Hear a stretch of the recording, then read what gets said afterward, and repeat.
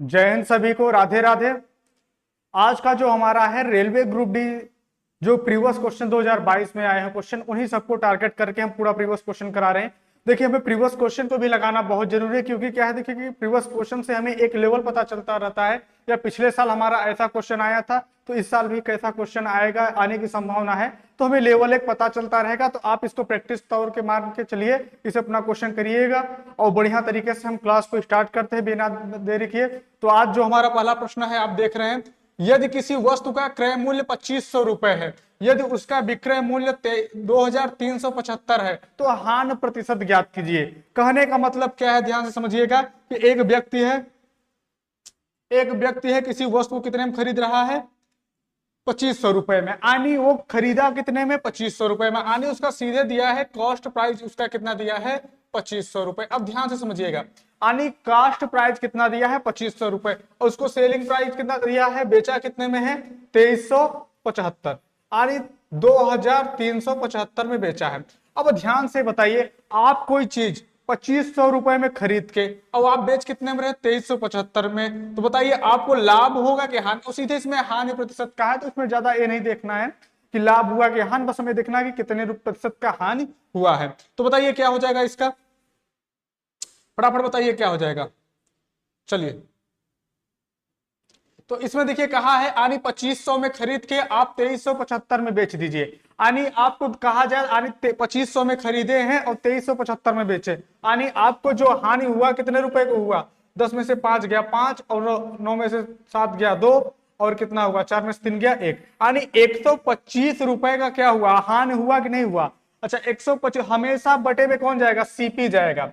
जब कंपेयर करेंगे तो हमेशा कौन बटे में जाएगा, सीपी जाएगा। यानी हम किसी वस्तु को 2500 रुपए में खरीद के 2375 में बेचे, यानी कितने रुपए का हानि हुआ, 125 रुपए। कितने रुपए में, 2500 रुपए में। और परसेंटेज लगाने के लिए बताइए क्या करते हैं आप लोग, यही बताते हैं, 0 से 2 जीरो कैंसिल। परसेंटेज लगाने के लिए हमेशा 100 से गुणा किया जाता है। तो 25 एकम 25, 25 पंचे 125, तो आपका आंसर कितना आ गया, 5%। बताइए किसी कोई दिक्कत, कोई डाउट किसी को। तो भाई सीधे 2500 में खरीद के 2375 में बेचा, आने कितने कम में बेचा, 125 में बेचा के। हमेशा बटे में सीपी जाना है, चाहे लाभ प्रतिशत का चाहे हानि प्रतिशत, बटे में हमेशा सीपी जाएगा। कोई डाउट किसी को। चलिए नेक्स्ट क्वेश्चन की ओर चलते हैं। देखिए नेक्स्ट क्वेश्चन में कहा 36 सेंटीमीटर को किमी में, किलोमीटर में कितना होगा। यानी कोई चीज 36 सेंटीमीटर है, यदि उसे हमें किलोमीटर में बदलना हो तो कितना हो जाएगा। अब ध्यान से आप देखिए, अगर हम आपसे कहें कि 1 मीटर बराबर कितना होता है, बताइए 1 मीटर बराबर अगर हम आपसे पूछें तो आप यही बताएंगे सर, यही बताएंगे 100 सेंटीमीटर होता है। बहुत सही। यानी 1 मीटर में कितना होता है, 100 सेंटीमीटर। और पूछे 1 किलोमीटर में कितना होता है, 1 किलोमीटर में कितना मीटर होता है, तो यानी 1 किलोमीटर में, अब देखिए हम क्या करें, किलोमीटर को चेंज करें। 1 किलोमीटर में जो आपका होता है 1000 मीटर होता है। यानी 1 किलोमीटर दूरी चाहे चले जाए, चाहे 1000 मीटर दूरी चले जाए, बात कहने का सेम है। तो एक कितना दिया है, 36 सेंटीमीटर। पहले हम इसे मीटर में बदलेंगे तो किसमें किससे भाग करेंगे, 100 से। अब हमारा कितना आ गया, 36 मीटर आ गया। लेकिन हमें किसमें पूछा है, किलोमीटर में, तो हम गुणे 1000 और लगा देंगे। अब ध्यान दीजिएगा, नीचे देखिए कितना जीरो, 1 2 3 4 5, नीचे 5 जीरो आपके पास, ऊपर अंक कितना है, 1 2, यानी 2 अंक है, नीचे कितना 5 जीरो। आपके कितना अंक घट रहा है, 3 अंक घट रहा है। तो जब संख्या घटता है तो हम क्या लगाते हैं, जीरो। 1 2 3, 3 जीरो लगा दिए। अब दशमलव लगा के, हाँ जीरो आप लगा सकते हो, कोई दिक्कत नहीं है। यानी 0.00036, यही आपका आंसर हो जाएगा। तो ऑप्शन नंबर कौन सा हो जाएगा बताइए, 0.3063 आपका यही आंसर हो जाएगा। चलिए सॉरी, इसमें 63 दिया है, 0.036 आपका कौन सा हो जाएगा, ऑप्शन नंबर ए हो जाएगा। क्योंकि क्या है, 63 है, 63 नहीं चेंज होगा, क्योंकि क्या है, यहाँ हमें सिर्फ पॉइंट का ध्यान देना है। तो यानी नीचे जितना जीरो, ऊपर उतना अंक होना चाहिए। यदि अंक नहीं रहता, जितने अंक गिन लेता, जितने अंक रहता है, अगर उसके बाद अंक की कमी होती है तो वहां पे जीरो आपूर्ति करने आ जाता है। तो उम्मीद करते हैं भी आपको ये समझ में आ गया होगा। चलिए नेक्स्ट क्वेश्चन की ओर। दिया है 7 फरवरी 2022 से 20 अप्रैल 2022 तक की अवधि के लिए 2022 पर 2% प्रति वर्ष की ब्याज की दर से साधारण ब्याज कितना होगा। मतलब 7 फरवरी से, एक चीज बहुत ध्यान देना, यहाँ पे क्या दिया है, 7 फरवरी से दिया है, यानी 7 फरवरी से हमें लेके पैसा कितने दिन तक दिए हैं, 20 अप्रैल तक। यानी देखिए ध्यान दीजिए, जिस दिन आप पैसा किसी साधारण ब्याज में आप पैसा किसी को जमा करते हो, जिस दिन पैसा आप बैंक में जमा करने जाते हो, उस दिन का आपको ब्याज बिल्कुल नहीं मिलता। चाहे आप सुबह 5 बजे भोर जाके जमा कर दीजिए, अब चाहे फिर आप 11 बजे रात जमा करिए, कोई दिक्कत नहीं, उस दिन का ब्याज आपको कोई नहीं देगा। लेकिन जिस दिन पैसा आप निकालेंगे उस दिन पूरे दिन का जोड़ के आपको ब्याज देता है, ये चीज हमेशा ध्यान दीजिएगा। और यहाँ का है 7 फरवरी से, यानी छोड़ा कितने दिन तक का है, 6 फरवरी तक का। और देखिए इसमें सबसे बड़ी बात क्या है, 2022 क्या है बताइए, 2022 क्या है, लीप वर्ष है कि साधारण वर्ष। आप हमें ये बताएंगे कि सर कि जो हमारा 2022 है, आप ये बताएंगे कि हमारा क्या है, साधारण वर्ष है। साधारण वर्ष में कितना दिन होता है बताइए, एक साल में 365 दिन। तो अगर 7 फरवरी से देखा जाए तो कुल फरवरी में कितने दिन होंगे, फरवरी में कितने दिन होंगे, 28, जिनमें से 6 निकल गया है, 7 से हमें लेना है, यानी टोटल कितना बचा, अगर देखा जाए तो हमें कितना बचा, 22 दिन बचा फरवरी में। फरवरी में 22 दिन बचा कि नहीं, देखिए ध्यान देना, हमें 7 फरवरी से लेना है, देखो कहाँ है, 7 फरवरी से, ठीक, यानी 7 फरवरी से हमें पैसा हमारा काउंट हो रहा है, यानी 6 तारीख को जमा कर दिया था, 7 फरवरी से पैसा ले रहा है। 22 दिन हमारा किसमें हुआ, फरवरी में। फिर आ गया मार्च, मार्च में कुल कितने दिन होता है, 31 दिन होता है। चलिए फिर इसके बाद क्या आता है, 20 अप्रैल, 20 अप्रैल तक, यानी जिस दिन पैसा निकालेगा उस दिन का पूरा ब्याज मिलेगा कि नहीं मिलेगा बताइए। हमने आपको बताया यदि हम किसी दिन पैसा जमा करते हैं तो उस दिन का ब्याज नहीं देता, लेकिन जिस दिन पैसा निकालते हैं पूरे दिन का ब्याज देगा। तो 20 दिन तक, अप्रैलों में 20 दिन तक देगा कि नहीं। टोटल मिला के कितना हुआ, 2 1 3 3 2 5 2 7, यानी कितना आ गया, 73 दिन आया। टोटल कितने दिन आया, 73 दिन का ब्याज निकालना है, 8.25, यानी 8 से ही 1/2 हम 8 से ही 1/4% हुआ, 8 चौके 32, 1 33, 33/4 क्या आया, आपका रेट आया। तो मूलधन कितना दिया है आपको, मूलधन 2000 रुपए, यानी 2000 रुपए मूलधन हो गया, मल्टीप्लाई रेट कितना दिया है, 33/4। और देखिए क्या है, 33/4। अब हम समय को क्या करेंगे, इसे वर्ष में बदलेंगे। तो 73 गुणित, देखिए लीप वर्ष होता तो हम 366 से भाग देते, एक साधारण वर्ष में 365 दिन होता है, तो हम 365 से भाग करेंगे। अब काटिए जरा, 373 से 73 एक कम 73, 73 पंचे कितना होता है, 365 होता है। चलिए और किसी से कटेगा, 5 चौके 20, 20 से पूरा 20 गायब हो गया। अब एक चीज और छूट गया, यहाँ पे क्या लगा देना है, 1000 लगा देना, बटे 100 लगाना है, क्योंकि क्या होता है, PRT बटे 100 होता है। तो P गुणित्ते R गुणित्ते T बटे क्या करेंगे, 100। तो 2 जीरो से 2 जीरो कैंसिल, तो आपका केवल कितना बचा, 33 रुपए, यानी जो आपका ब्याज आया कितना आया, 33। ऑप्शन नंबर कौन सा हो जाएगा, ऑप्शन नंबर डी हो जाएगा। बस बच्चों कुछ गलती यहीं पे आप लोग दोस्तों करते कि 7 फरवरी को नहीं लेते, नहीं, इसमें 7 जिसे कहा 7 फरवरी से हमें पैसा काउंट करना है। जैसे आपसे कह दिया ना कि परसों से पैसा लेंगे, यानी परसों का पूरा दिन जोड़ेंगे। समझ में आया। चलिए नेक्स्ट क्वेश्चन की ओर चलते हैं। दिया है 42 51 46 42 51 45 63 में प्रत्येक विषम अंक में 3 जोड़ा जाए और प्रत्येक सम अंक में 1 घटाया जाए, इस प्रकार बने उच्चतम तथा निम्नतम अंकों का मध्य अंतर ज्ञात करना है। आप लिख लीजिए कितना दिया है, 4 2 5 1 5 1 4 5 6 3। अब इसमें ध्यान दीजिए, इसमें कहा जितने विषम अंक है उसमें 3 जोड़ देना है, यानी जितने विषम अंक दिखेंगे आप उसमें 3 जोड़ दीजिए और जितने सम अंक दिखे उसमें 1 घटा दीजिए। इसके बाद जो संख्या बन रही, सबसे जो बड़ी संख्या है और सबसे जो छोटी संख्या, उनके दोनों का डिफरेंस निकाल दीजिए। अब देखिए ध्यान से, हमें विषम अंक में 3 जोड़ना, तो बताइए 4 क्या है, सम है। इसमें सम में क्या कहा है, एक कंडीशन दिया है, सम में 1 अंक घटा दीजिए। तो सम में 1 अंक घटाएंगे कितना आएगा, 3 आएगा। आएगा कि नहीं आएगा बताइए जल्दी। तो कितना आया, 3 आया। अब देखिए 2 में क्या करना है हमें, 2 हमारा क्या है, सम है, इसमें भी 1 घटाइए, कितना हो जाएगा, 1 आ जाएगा। 5 क्या है, विषम है, इसमें 3 जोड़ दीजिए, कितना हो जाएगा, 8 हो जाएगा। 1 में भी 3 जोड़ दीजिए, कितना हो जाएगा, 4 हो जाएगा। 4 में से घटाइए 3 हो जाएगा, 5 में से 3 जोड़िए 8 हो जाएगा। चलिए 6 में से 1 घटाइए 5 हो जाएगा, 3 में से 3 जोड़िए 6 हो जाएगा। अब इस प्रकार बना कितना, 3 1 8 4 3 8 5 6। ए आपका क्या बना, संख्या बना। अब इसमें कहा है सबसे बड़ी संख्या और सबसे छोटी संख्या अंक को लीजिए और दोनों का अंतर कीजिए। सबसे बड़ी अंक क्या दिख रहा है आपको, 8 दिख रहा है कि नहीं दिख रहा है, और सबसे छोटी संख्या क्या दिख रही है, 1 दिख रहा है। सबसे छोटी संख्या में क्या दिख रहा है, 1 दिख रहा है। चलिए तो 8 और -1 करेंगे कितना आएगा, 7 आएगा। बताइए तो ऑप्शन नंबर क्या हो जाएगा, बी। तो ऑप्शन नंबर कितना आया, बी आया। उम्मीद करते हैं आपको समझ में। देखिए ये क्या होता है, कंडीशनल क्वेश्चन होता है, इसका कोई लॉजिक नहीं होता है। ये कह सकते हैं कि रीजनिंग का पार्ट को भी मान सकते हैं, क्योंकि क्या है इसमें देखिए एक लॉजिक दिया है, अपना कंडीशन दिया है कि विषम में क्या करना है, 3 हमें क्या करना है। अब ये नहीं कि हमेशा विषम में 3 घटाना है, ये हमें क्या क्या क्वेश्चन जिस हिसाब से क्या है उस हिसाब से काम करना है। समझ में आया। चलिए बताइए, किसी कोई डाउट हो तो बता दीजिएगा, जिसको कोई दिक्कत हो बताइए। बताइए जल्दी, नेक्स्ट क्वेश्चन बताइए इसका आंसर। जॉन ने एक अंकित मूल्य पर 25% की छूट पर एक लैपटॉप खरीदता है। यदि उसने लैपटॉप के लिए 28,473 भुगतान किया तो उसका अंकित मूल्य क्या था। यानी किसी वस्तु का सेलिंग प्राइस दिया है, उसका मार्केट प्राइस पूछा है, तो मार्केट प्राइस हम मान ले 100 रुपए मान ले। बताइए कोई दिक्कत, अगर हम मार्केट प्राइस को कितना मान रहे हैं, 100 रुपए मान रहे हैं। चलिए अब मार्केट प्राइस को हम कितना मान रहे हैं, 100 रुपए।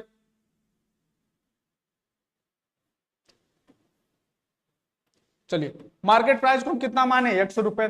अब इसमें क्या कहा है, 25% की छूट दिया है। जब छूट देगा तो हमेशा क्या होगा, माइनस होगा। तो 100 में से 25 घटाएंगे कितना होगा, 75। यानी 75% की वैल्यू कितना दिया है। अब देखिए 3, 8, 4, 7, 3 यही दिया है। अब इसे काटिए, 25 या 75, 25 चौका 100 यही आया। अब अगर इसे काटा जाए तो बताइए क्या हो जाएगा। अब देखिए एक चीज देखिए, अगर इसे हम काटे तो 3 9 27 हो जाएगा, और बचेगा कितना, 3 चौके 12 हो जाएगा, और फिर कितना होगा, 12 2 14, 3 9 27, 3 एकम 3। अब देखिए लास्ट का इकाई अंक आपका क्या आएगा, 4 एकम 4। लास्ट का इकाई अंक 4 आएगा, तो दोनों ए ऑप्शन काट दीजिए। अब एग्जाम हॉल में थोड़ा जल्दी फास्ट करने का तरीका, आप इसका मल्टीप्लाई करा दीजिए। फिर देखिए 4 एकम 4, इकाई अंक 4 आएगा, और कोई संख्या यदि 4 से विभाजित होती है, बचे कौन, 2 ऑप्शन। यदि कोई संख्या 4 से विभाजित होती है, लास्ट के 2 अंक 4 से हमेशा कटते हैं, तो आपका 94 4 से पूरा कटेगा नहीं, लेकिन 64 4 से कट जाएगा, 16 चौका 64। यानी कौन सा हो जाएगा, ऑप्शन नंबर डी। बाकी इसका गुणा कराएंगे तो यही 37,964 रुपए। समझ में आया। तो इसका मार्केट प्राइस क्या हो जाएगा, 37,964। तो आपका ऑप्शन नंबर क्या कितना हो जाएगा, कौन सा हो जाएगा, डी हो जाएगा। तो ये आपको हम बता रहे हैं, अगर एग्जाम हॉल में जाओ तो जल्दी करने का तरीका। बस हमने देखा कि अच्छा यार कि एक आ गया, हमने देखा कि लास्ट का इकाई अंक 4 1 में गुणा होगा तो 4 आएगा। हमने देख लिया कि यार 2 ऑप्शन तो हमारा इसे चला गया, अब बचा है ये दोनों। अब यदि कोई संख्या 4 से विभाजित हो रही है तो आप क्या करेंगे, उसका हम बताए थे कि अगर कोई संख्या विभाज्यता के नियम में कि लास्ट के 2 अंक 4 से विभाजित करिए, यदि विभाजित हो जा रहा है तो ठीक है, नहीं हो रहा है तब उसके बाद क्या नाम है, चेक करना है। तो देख रहे 94 4 से पूर्णतः विभाजित नहीं होगा, लेकिन 64 विभाजित हो गया। तुम्हारा ऑप्शन नंबर कौन सा हो गया, डी हो गया। तो देखिए एग्जाम हाल में जरूरी नहीं पूरा क्वेश्चन आप पूरा उसको एकदम पूरा परफेक्ट आंसर लाइए। जहां से देख सकते हैं कि यहाँ से हमें शॉर्ट ट्रिक बन सकता है, आप वहां शॉर्ट ट्रिक बनाइए। आई होप कि आपको समझ में आ गया होगा। चलिए नेक्स्ट क्वेश्चन की ओर। अब देखिए 20 महिलाएं एक काम को 15 दिन में पूरा करती हैं, 16 महिलाएं उसी कार्य को 15 दिन में पूरा करते हैं। पुरुष और महिलाओं के कार्य कुशलता के बीच का अनुपात ज्ञात कीजिए। अब ध्यान से समझिएगा, ये सभी प्रश्न रेलवे के हैं, रेलवे ग्रुप डी के प्रश्न हैं। अब देखिए इस बार क्या करेंगे, हम कुछ क्वेश्चन एनटीपीसी के जो हाल ही में हुआ उसको क्वेश्चन भी इंक्लूड करेंगे, क्योंकि हो सकता है क्वेश्चन थोड़ा सा एडवांस बनाते हैं। तो एकदम तैयारी एकदम बरकरार करिए, बेहतरीन तरीके से तैयारी के बारे में। मैथ बहुत ही चीज है, बस आपको थोड़ा समझने आना चाहिए, बस ध्यान दीजिएगा। 20 महिलाएं किसी कार्य को, अगर हम 20 फीमेल से अगर काम करा 20 अगर हम फीमेल से काम कराएं तो वो कार्य हमारा कितने दिन में होगा, 15 दिन में।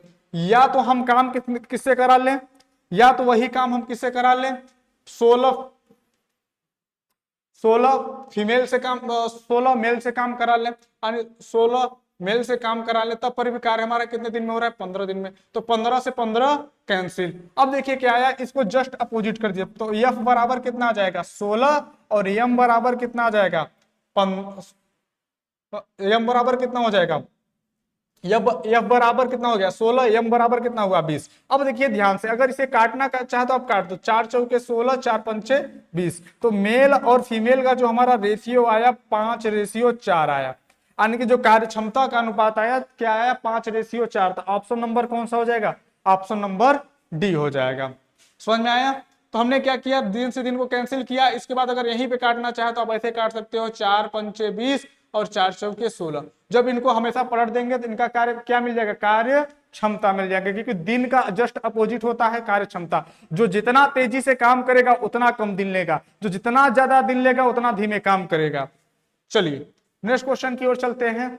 क्या है वह अधिकतम संभव लंबाई क्या होगी जिसका उपयोग 5 मीटर 25 सेंटीमीटर तथा 7 मीटर 35 सेंटीमीटर और 4 मीटर 90 सेंटीमीटर की लंबाई को मापने के लिए किया जा सकता है।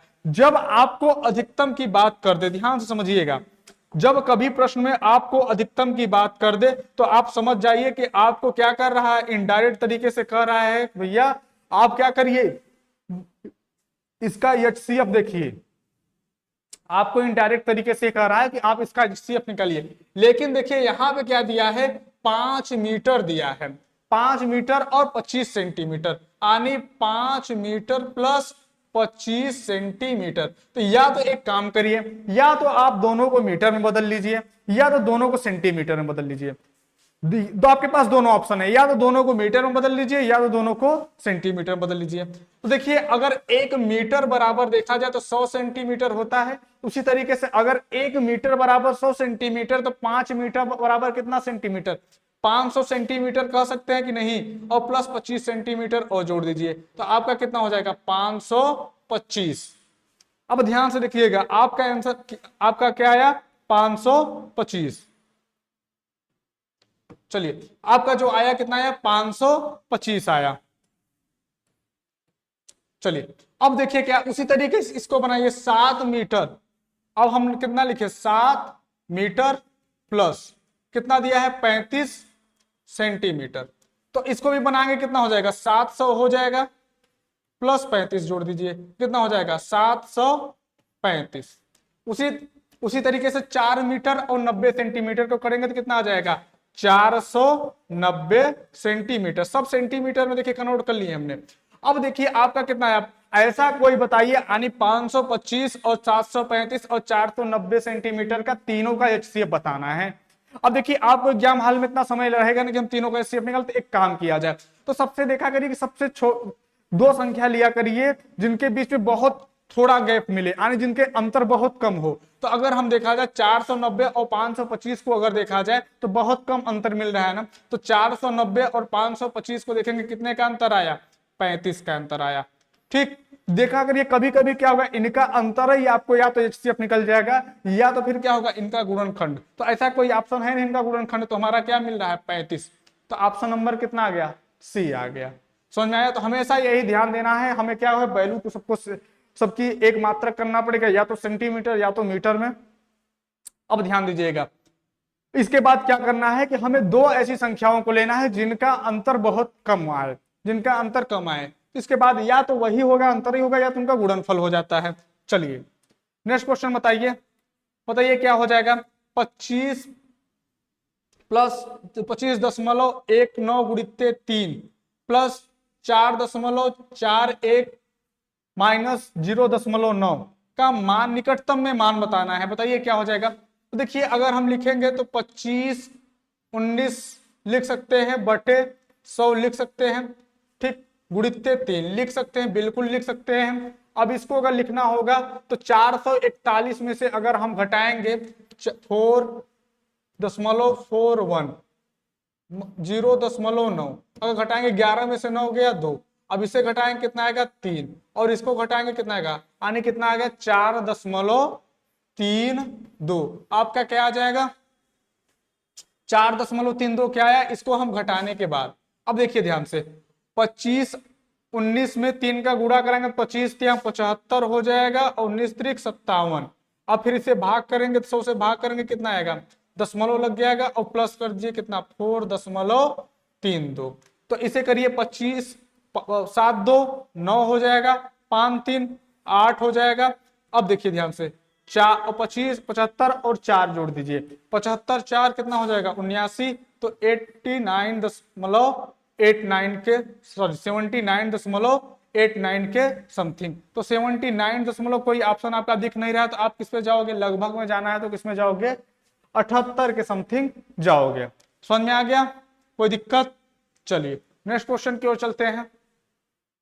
इसमें दिया है 6 दिया है, 18 दिया है, 39 और x, ये समानुपात में दिया है तो x का मान ज्ञात कीजिए। समानुपात का मतलब क्या होता है, यानी दोनों और वैल्यू बराबर आ जाए तो कह सकते हैं उसे क्या बोलेंगे, समानुपात। यानी 6 दिया है और 18 दिया है और 39 दिया है और x, तो जब समानुपात की बात करें तो 6 बटे आप 18 लिखिए बराबर 39 बटे x कर दीजिए। अब देखिए काटेंगे तो 6 कम 6, 6 त्रिक 18, 39 गुणित 3 करेंगे तो x बराबर कितना आ जाएगा, 117। तो आपका x का वैल्यू कितना आ गया, 17। यानी x की जगह अगर हम 117 रखते तो दोनों को 1/3 आ गया, यानी दोनों तरफ समान अनुपात में आ जाए। समानुपात मतलब समान अनुपात, दोनों तरफ क्या आ जाए, समान अनुपात आ जाए। समझ में आया, कोई दिक्कत? चलिए नेक्स्ट क्वेश्चन की ओर चलते हैं। एक पानी की टंकी 25 मीटर भुजा वाले एक घन के आकार की है, इसमें 3.5 सेंटीमीटर त्रिज्या वाले वृत्त के आकार का एक इनलेट है। यदि पानी 2 मीटर प्रति सेकंड की गति से बह रहा है तो टंकी को भरने में लगभग कितना समय लगेगा। ध्यान दीजिएगा, मान के चलिए क्या है, ध्यान दीजिएगा, जैसे क्या हो गया बोतल। अब देखिएगा, अब जैसे एक क्या है बोतल, बोतल जो हमारा कैसा रहेगा, एक कैसा रहेगा, घनाकार रहेगा। बोतल हमारा कैसा रहेगा, घनाकार। अब देखिए क्या कहा कि एक टंकी कैसी है, एक 2 मीटर भुजा वाला घन के आकार का है, लेकिन वो क्या रहेगा, घन के आकार का रहेगा। अब उसमें क्या करेंगे हम, उसमें उसका भुजा की लंबाई कितना रहेगा, 2 मीटर, उस भुजा की लंबाई कितना रहेगा, 2 मीटर। अब उसको क्या करेंगे कि एक पाइप लेंगे और पाइप की जिसकी त्रिज्या रहेगी 3.5 सेंटीमीटर, यानी एक पाइप इसमें लगाएं और एक पाइप जिसमें हम उसकी त्रिज्या कितना है, 3.5 सेंटीमीटर। अब देखिए ये आपका किसमें दिया है, मीटर में, यहाँ किसमें दिया है, सेंटीमीटर में। तो आप एक काम करिए, दोनों को मात्रक पहले सेम कर लीजिए, या तो सेंटीमीटर में बदल लीजिए या तो मीटर में बदल लीजिए, जो दोनों में से आपको किसी एक में बदलना पड़ेगा। तो किसमें बदलेंगे, अब देखिए ध्यान से, अगर जैसे हम कह दें एक क्या हो गई हमारी टंकी, टंकी को 2 मीटर कह सकते हैं, या फिर हम इसे 2 मीटर भुजा को हम 200 सेंटीमीटर भी कह सकते हैं, क्योंकि क्या है मात्रक तो समान लाना ही पड़ेगा। हम 200 सेंटीमीटर कह सकते हैं, यानी 200 सेंटीमीटर की टंकी है और घनाकार है। अब इसके बाद 3 दशमलव यानी एक पाइप है, ध्यान समझिएगा, ये जो पाइप है हमारा, अब इसकी जो त्रिज्या निकाला जाए, त्रिज्या जो हमारा देखा जाए तो त्रिज्या हमारा कितना है, 3.5 सेंटीमीटर। ठीक, अब मान के चलिए ये पानी भरने के लिए जा रहा है टंकी में, अब इस टंकी में पानी भरा जा रहा है। अब इनमें से क्या है, जो पानी की गति है 2 मीटर प्रति सेकेंड, यानी 2 मीटर जा रहा है 1 सेकेंड में, यानी 2 मीटर पानी भरा जा रहा है कितने में, 1 सेकेंड में। तो इस मीटर को भी हम किसमें बदलेंगे, सेंटीमीटर में, कह सकते हैं 200 सेंटीमीटर पानी भरा जा रहा है 1 सेकेंड में, 200 सेंटीमीटर पानी 1 सेकेंड में भरा जा रहा है। तो बताइए टंकी को भरने में कितना समय लगेगा। ठीक, तो बताइए अगर टंकी पानी भरेगा कितना समय लगेगा। अच्छा बताइए, अगर हम किसी टंकी में पानी भरते हैं तो उसके किस भाग को पानी भरते हैं, तो हम उसके पूरे आयतन को भरते हैं ना, यानी जितना उसके अंदर जगह रहता है उसी में पानी भरा जाता है ना, बॉडी बॉडी में चारों बगल थोड़ी भरा जाता है, यानी जो उसका आयतन होता है उसी में पानी भरते हैं। अब ध्यान से समझिएगा थोड़ा सा, अब देखिए क्या है कि यानी हम क्या करेंगे, दोनों का आयतन ले लीजिए। अब देखिए कितना, 200 सेंटीमीटर का, यानी देखो घन का आयतन कितना होता है, a क्यूब, तो हमने भुजा का क्यूब कर दिया। अब इसका करेंगे कितना होगा, 22/7। अब इसका वृत्तकार होता है, सीधे कहा है उसकी जो आकार है किसका है, वृत्ताकार होता है पाई, तो पाई r स्क्वायर होता है वृत्त का क्षेत्रफल, पाई r। r का वैल्यू कितना दिया है, 7/2। त्रिज्या का वैल्यू कितना दिया है, 7/2 गुणित। अब हमें यच निकालना है और कितने में भर रहा है, समय निकाल लीजिए, समय कितना दिया है, 2 मीटर, इसे बदल लीजिए 200 सेंटीमीटर में। अब ध्यान दीजिए, अब गुणित एच कर दीजिए। अब यहां से आप एच की वैल्यू निकाल लीजिए। जब एच की वैल्यू निकालेंगे कितना होगा, 4 दूनी के 8 हो जाएगा, 2 दूनी 4 दूनी के 8, इसे करेंगे तो कितना बार जाएगा, 3 बार जाएगा यहू। चलिए अब 3 बार हुआ कि नहीं हुआ। अब देखिए ध्यान से, 22/7 से 7 कैंसिल कर दीजिए, और कुछ कट रहा है 2 से 2 कैंसिल करिए, 2 जीरो से A2 जीरो कैंसिल करिए। ठीक, तो आपके पास बचा क्या, A2 से A2 कैंसिल करिए, तो आपके पास बचा क्या 11/77, यानी कितना बचा 77 इंटू H, 77 इंटू H आपका बचा। अगर आप क्या है यहां पे कितना हो जाएगा, 8000 को अगर 77 से भाग करेंगे तो आपका देख लीजिए किसके समथिंग आएगा, लगभग जो आएगा 17.3 मिनट के लगभग आएगा, 17.3 मिनट के समथिंग आपका आंसर आएगा। तो उम्मीद करते हैं आपको ये समझ में आ गया होगा। कोई दिक्कत ध्यान रहे, अगर हम पानी भरेंगे तो उसके हमेशा आयतन में पानी भरा जाएगा। चलिए नेक्स्ट क्वेश्चन बताइए क्या हो जाएगा। इसमें देखिए कहा है x plus y plus z बराबर 11 है। हाँ, x plus y plus z बराबर 11, x y plus y z plus z x बराबर 42, तो x square plus y square plus z square का मान ज्ञात कीजिए। देखिए इसको करने के तरीका बहुत सारा है, एक आपको बता दे रहे हैं, अगर आपको करना हो तो x plus y plus z square से भी आप कर सकते हो, वहां पे से भी आप आंसर ला सकते हो, कोई ज्यादा दिक्कत जरूर नहीं आएगा। लेकिन एक आपको और शॉर्ट ट्रिक बता दे रहे हैं, अगर वहां से करना चाहे तो आप कर सकते हो। चलिए तो एक आपको हम शॉर्ट ट्रिक बताने जा रहे हैं। अब इसमें x plus y plus z क्या दिया है, x plus y plus z बराबर कितना दिया है 11। आप x बराबर मान लीजिए 0, मैंने माना x बराबर कितना है 0, माना x बराबर कितना आ गया 0। अब ध्यान दीजिएगा x बराबर हमने कितना मान लिया 0 मान लिया। अब जब x बराबर 0 तो हो जाएगा 0 प्लस वाई प्लस जेड बराबर कितना हो जाएगा 11, यानी y प्लस जेड बराबर कितना हो जाएगा 11 हो जाएगा कि नहीं हो जाएगा, y प्लस जेड बराबर 11। बताइए अगर यहां तक किसी कोई दिक्कत नहीं हो तो फिर हम आगे चलें। यानी हम मान लिए y प्लस जेड बराबर कितना मान लिए 11, कोई दिक्कत, क्योंकि x बराबर हमने 0 माना तो 0 कोई वैल्यू ही नहीं है। उसी तरीके से अगर हम वहां x बराबर 0 तो a वाला पोर्शन अगर 0 से किसी संख्या में गुणा कराएंगे तो 0 हो जाएगा, यानी जहां जहां x है 0 यहां भी 0 कर देगा, यहां भी 0 कर देगा। बचा क्या y और z बराबर कितना हो जाएगा 42।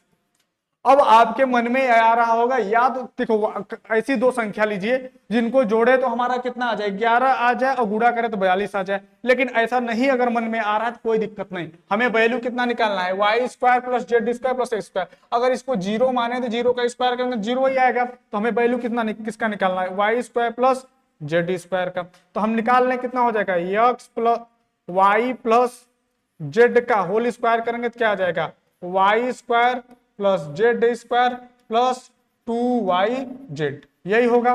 तो y प्लस जेड का होल स्क्वायर करेंगे, कोई दिक्कत नहीं, मान लिए इसको a मान लिए, इसी का वैल्यू पूछा है। चलिए तो y प्लस जेड कर दीजिए होल स्क्वायर बराबर, अभी हम मान रखिए y plus y square plus z square का, y प्लस जेड का मान कितना निकालें 11, इसका स्क्वायर करेंगे कितना आएगा 121 आएगा बराबर y प्लस जेड का स्क्वायर करते 121 आया। अब ध्यान से देखिएगा y प्लस जेड स्क्वायर इसी का मान पूछा है हमें y square plus z square. कुछ बच्चों के मन में ये आ रहा होगा कि एक्स स्क्वायर, क्योंकि ये 0 हो चुका है इसलिए हम एक्स स्क्वायर को महत्व नहीं देंगे, वाई स्क्वायर प्लस कितना आ गया। चलिए अब इसके बाद क्या पूछा है 2x 2yz, तो yz का मान कितना है, कितना 42 दूना के 84।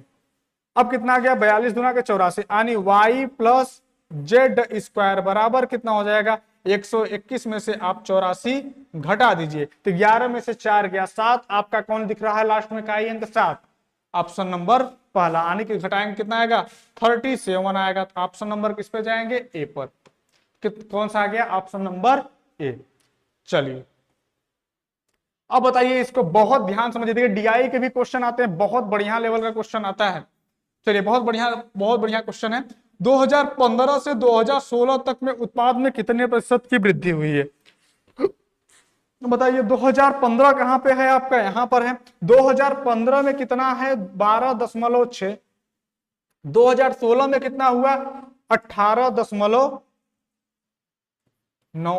आने देखा जाए अगर कहें 2015 में 12.6 था, 2018 में कितना है 2015 में कितना है 12.6 और 2016 में कितना है 18.9 है, तो कितने प्रतिशत की वृद्धि हुई। यहां देखिए जिसके बाद से लगा रहता है वो हमेशा बटे में जाता है, तो कौन जाएगा बटे में 12.6 6 जाएगा। अब ध्यान से ये देखिएगा, जब कहेगा कि वृद्धि या कमी कहेगा, कम या ज्यादा कहे तो हमेशा अंतर निकाला करो।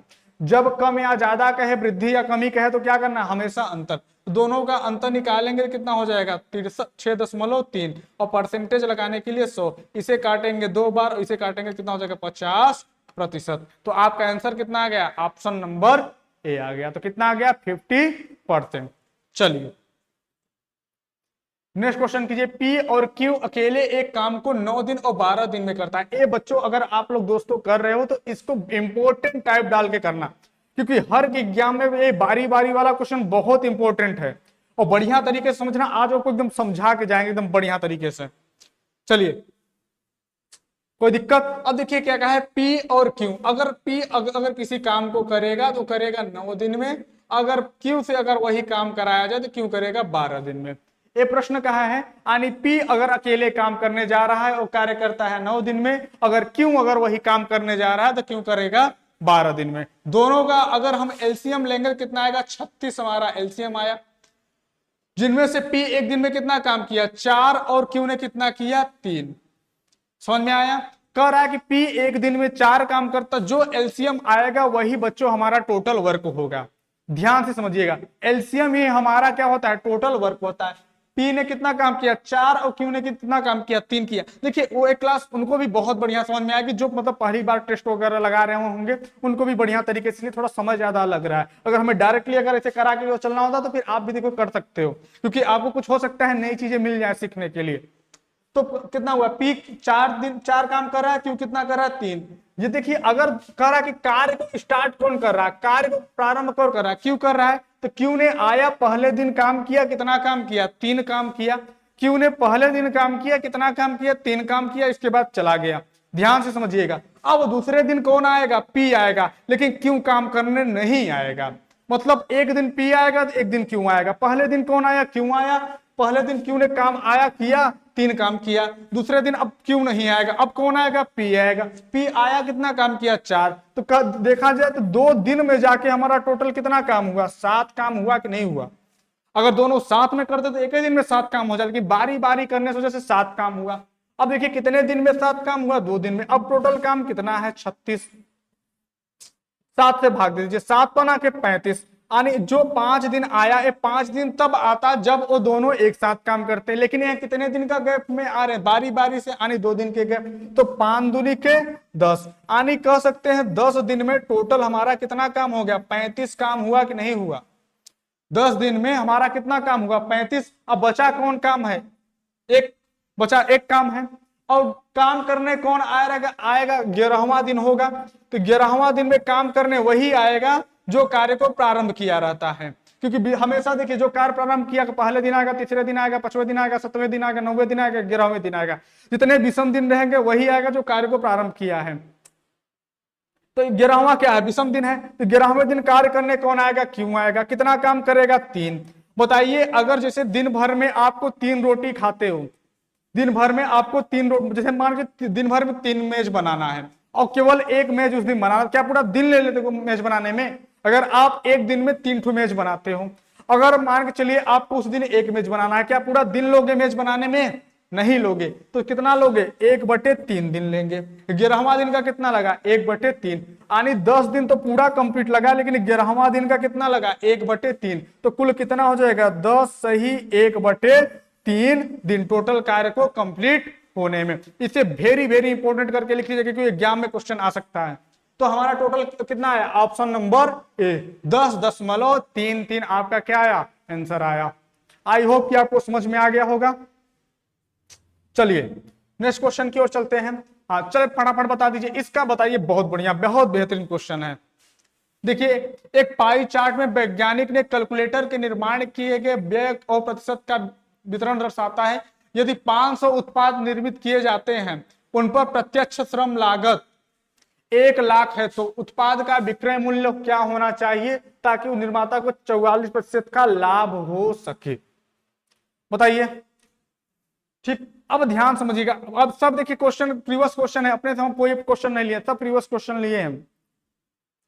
अब ध्यान देखिए, अब इसमें कह रहा है कि आपका जो है कि श्रम लागत, प्रत्यक्ष श्रम लागत कितना है 1,00,000, और यहां प्रतिशत में कितना दिया है, डायरेक्ट कॉस्ट कितना दिया है, लेबर कॉस्ट 24%। यानी कह सकते हैं माना इसमें 24% की वैल्यू कितना दिया है, 24% की वैल्यू 1,00,000 दिया है कि नहीं दिया है, पहले बताइए हाँ या ना, हाँ या ना में दीजिए। या तो कहते हैं देखिए पैसे में कितना दिया है 1,00,000 और प्रतिशत में कितना दिया है 24, यानी 24% की वैल्यू 1,00,000। तो पूरा इसका पहले हम इसका अंकित मूल्य निकाल लेते, इसका पूरा उत्पादित मूल्य निकाल लेते हैं। तो 6 चौके 24 और 25 चौका 100, इधर जाएगा मल्टीप्लाई हो जाएगा, तो यक्स बराबर कितना आ गया 25, 2.5 लाख आया बटे 6। क्या आया, इसका क्या आया, प्रत्यक्ष लागत आया, प्रत्यक्ष लागत आया, समझ में आया। अब देखिए क्या किया है, इसमें कह रहा है कि हमें 44% का लाभ कमाना है, यानी इसका कॉस्ट प्राइस आया 2.5 लाख बटे 6। अब इसको 44% का लाभ कमाना है, तो 44 बटे 100 कर दो। और कुल टोटल कितना बेचना है, 500 बेचना है, तो इसका टोटल 500 प्रोडक्ट है, तो गुणित 500 कर दीजिए। अब काटिए 2 जीरो से 2 जीरो, अब काटिए 1 जीरो से 1 जीरो, चलिए 6 पंचे 30, 30 1 जीरो और काटिए 3 बचा 3, चलिए ऐसे मत काटिए, अभी 5 को रहने दे, 5 एक कम 5 और 25 पंचे 125, कितना आ गया 5, और इसे काटेंगे तो कितना होगा 24 बार जाएगा, 24 पंचे कितना होगा 120, आनी लगभग कितना आ जाएगा आपका 1200 के समथिंग। आनी एक को कैलकुलेटर कितने में बेचेंगे 1200 रुपए में बेचेंगे, तो हमें कितना का लाभ होगा 44% का लाभ होगा। 500 हमने इसलिए किया है, यहाँ पे ध्यान दीजिएगा, ये 500 हमने इसलिए किया क्योंकि क्या है टोटल उत्पाद दिया है 500, तो हम इसलिए हमने यहाँ पे 500 किया है। चलिए, क्योंकि एक उस पे पूछ रहा है कि एक कैलकुलेटर कितने में बेचे कि हमें 44% का लाभ हो। चलिए, तो आज का दोस्तों क्वेश्चन हमारा यहीं तक था, कल मिलेंगे नेक्स्ट क्वेश्चन की ओर और आगे क्वेश्चन लेके आएंगे। तो उम्मीद करते हैं आपको आज की क्लास बेहतरीन तरीके से समझ में आया होगा। ये देखिए हम प्रैक्टिस सेट करा रहे हैं, हम उनको भी थोड़ा ध्यान में देते हुए चल रहे हैं कि जो पहली बार ये सब देख रहे हैं, क्योंकि थोड़ा सा उनको दिक्कत हो सकता है, तो बढ़िया तरीके से आपको समझाने का प्रयास किया जा रहा है। टाइम अगर रहा इतना हम आपको प्रॉमिस करते हैं कि क्लास हम डेली लिया करेंगे और आपको डेली क्लास पहुंचेगा, आपको बढ़िया तरीके से प्रैक्टिस कराएंगे, और प्रैक्टिस करना बहुत जरूरी है। दोस्तों आज की क्लास हम यहीं तक रखते हैं, जल्द ही मिलेंगे नेक्स्ट वीडियो में। जय हिंद।